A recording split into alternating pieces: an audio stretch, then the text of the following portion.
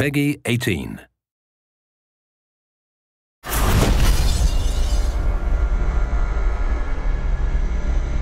The thing we really wanted to do was give the player decisions to make, give the player choices and have some consequences to those choices. And some have lightweight or subtle consequences, and some are purely aesthetic.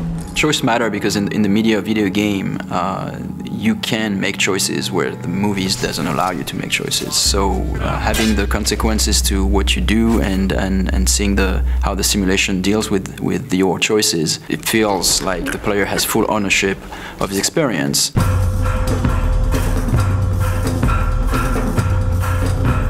My goal is that everything that the player wants to do, he should be able to do it. As you can go everywhere, then it has to be functional everywhere. If he sees a door, it's an openable door. If he sees a roof, he should be able to climb there, and he knows that this is a valid path.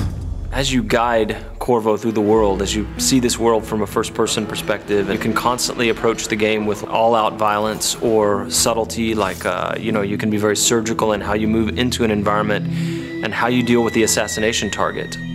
Ce qui est vraiment très intéressant dans Dishonored, c'est la possibilité pour le joueur de vraiment inventer son histoire, on va dire. Il peut vraiment jouer le jeu de la façon dont il a vraiment envie. Il peut très bien jouer au jeu sans jamais tuer personne, ou alors être une bête sauvage et attaquer tout le monde, mais ça aura des conséquences dans le jeu. I feel like we might have made the first assassination game where you don't actually have to kill anybody. Donc l'IA dans Dishonored est assez particulière dans le sens où il faut qu'elle réagisse vraiment à tout ce que le joueur est capable de faire, que ce soit de par ses pouvoirs ou que ce soit que le joueur peut être assez furtif par rapport aux IA. Dans Dishonored, le joueur a la possibilité donc de jouer de différentes façons, et s'il choisit la façon vraiment furtive, essayer de... There's really no reason for you to listen to me. If you ever need steady work, you come see me. Il peut écouter ce que l'IA va dire.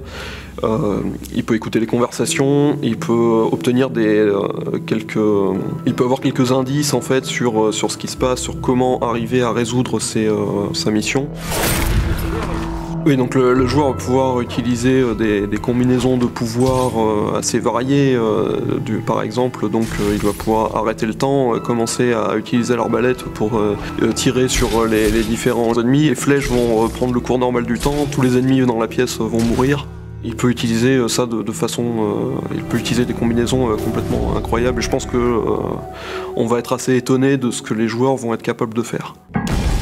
So when people play Dishonored, and once in a while they figure out something that just feels utterly creative to them and that they wouldn't have expected to be able to do in the game, that is a magic moment for us. That's what we live for. I watched a guy the other day do something I'd never seen in Dishonored before. He was running away after killing off a couple of high-profile assassination targets, 2 members of parliament, and he was up high on a balcony. And the jump would have killed him because it was maybe 4 stories up, but he had the possession power. And in our game, when you possess somebody, it's not like you leave your body behind and possess them with your mind.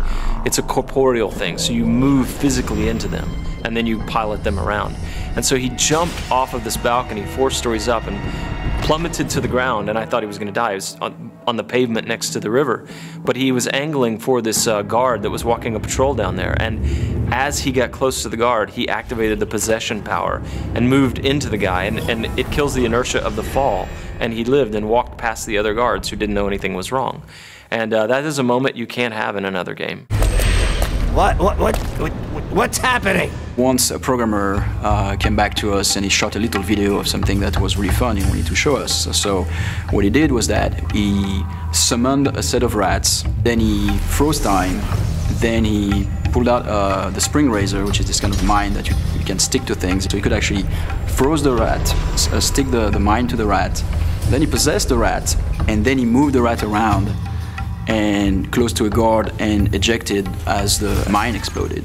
I think what is special to Dishonored is that the moment-to-moment emotion is great.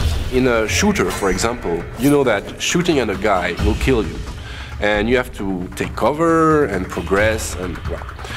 But in Dishonored, you can combine things in a way that even the result can be unpredictable. For us, the thing that is a thrill is whenever we are surprised by the game. We see that for the first time, like a character responding to something, all those powers will chain together and still the simulation works. For us, it's really mind-blowing. What I like to do when I'm playing games, you know, to share experiences. Every player experience would be pretty different. I would love the player to feel that.